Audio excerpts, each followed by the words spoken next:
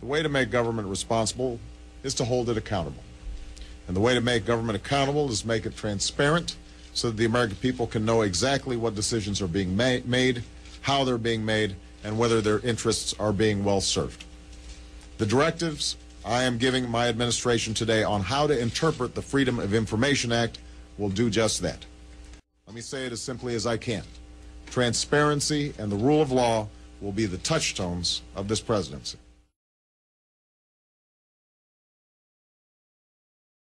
Jake?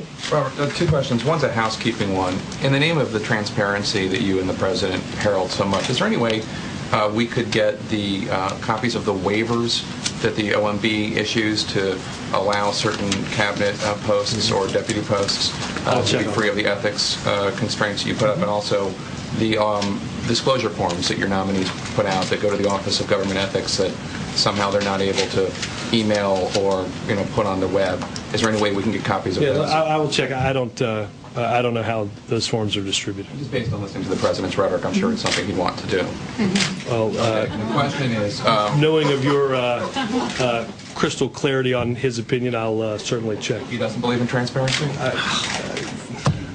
Okay. Did you have another more pertinent question? I think it's fairly pertinent in your cabinet nominees and whether or not they pay their taxes and whether or not they have speaking fees with all sorts of industries they're supposed to regulate. I think it's fairly pertinent. You don't?